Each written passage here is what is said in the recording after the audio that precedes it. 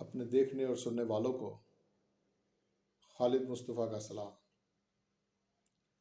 आज अदालती कार्रवाइयों से मुतालिक चंद अहम खबरें जिन पर आपसे गुफ्तगू करना चाहूँगा। सबसे अहम खबर ये कि इस्लामाबाद हाई कोर्ट के 2 रुकनी बेंच जो चीफ जस्टिस और जस्टिस गुल हसन औरंगज़ेब पर मुश्तमिल था, उन्होंने तोशाखाना केस में इमरान खान और बुशरा बीबी की जो सज़ा थी उसे मुअत्तल कर दिया। आज की कार्रवाई की खास बात कि नैब के जो मेन प्रोसिक्यूटर थे मिस्टर अमजद परवेज, उन्होंने पानी पीटीआई और बुशरा बीबी की जानिब से जो ये दरख्वास्त थी सज़ा मुअत्तली की, इसकी मुखालफत नहीं की, बल्कि ये कहा कि ये एक वाज़ेह केस है कि जिसमें सज़ा मुअत्तल की जा सकती है। इस केस में ये बात खुलकर सामने आ गई कि इसमें कोई वाज़ेह शहादत मौजूद नहीं और क्रॉस एग्जामिन का मौका भी नहीं दिया गया। आर्टिकल 10A के तहत जो कानूनी हक मुल्ज़िमान को हासिल होता है, उन्हें उस हक से महरूम किया गया। इस सिलसिले में जो मुल्ज़िमान की जो मेन अपील थी, उसे ईद के बाद समाअत के लिए मुकर्रर किया जाएगा ताकि इस केस का हतमी फैसला हो सके। दूसरी अहम खबर यह है कि इस्लामाबाद हाई कोर्ट के 6 जजेस ने जो सुप्रीम जुडिशल काउंसिल को खत लिखा था और उस सिलसिले में वफाकी हुकूमत की जानिब से जो एक रुकनी जुडिशल कमीशन तसद्दुक हुसैन जलानी साहब की क़यादत में कायम किया गया था, तो तसद्दुक हुसैन जलानी साहब ने इस कमीशन की सरबराही से इनकार कर दिया है। उन्होंने ये भी कहा कि जो TROs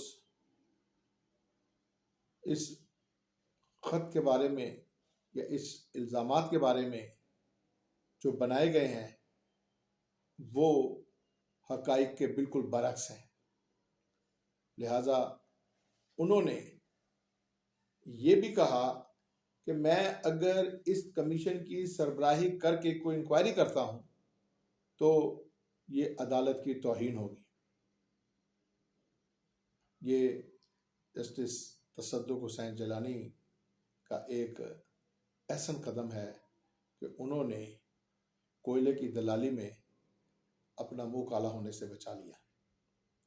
वफाकी हुकूमत इस्लामाबाद के 6 मोअज़्ज़िज़ जज साहिबान ने जो इल्ज़ामात वफाकी हुकूमत और एजेंसीज पर लगाए हैं, तो काबीना के इजलास में इस बात की सख्ती से तरदीद की गई कि जो इल्ज़ामात वफाकी हुकूमत पर लगाए गए हैं वो दुरुस्त हैं। तीसरी अहम खबर यह है कि आज chief justice of Pakistan mister justice Qazi Faez Isa ने इस्लामाबाद हाई कोर्ट के 6 मोअज़्ज़िज़ जज साहिबान की जानिब से सुप्रीम जुडिशल काउंसिल को जो खत लिखा गया है, उस पर अज खुद नोटिस लेकर 7 रुकनी बेंच तश्कील दे दिया है, जिसकी सरबराही वो खुद करेंगे और बुध के रोज से इस पर कार्रवाई शुरू होगी। अगर ये कदम पहले उठा लिया जाता तो बहुत ही बेहतर होता, लेकिन देर आई दुरुस्त आई। ये मामला जुडिशल कमीशन के बस की बात नहीं थी, ये मामला सुप्रीम कोर्ट के एक लार्जर बेंच के सामने ये आना चाहिए था, क्योंकि इससे पहले भी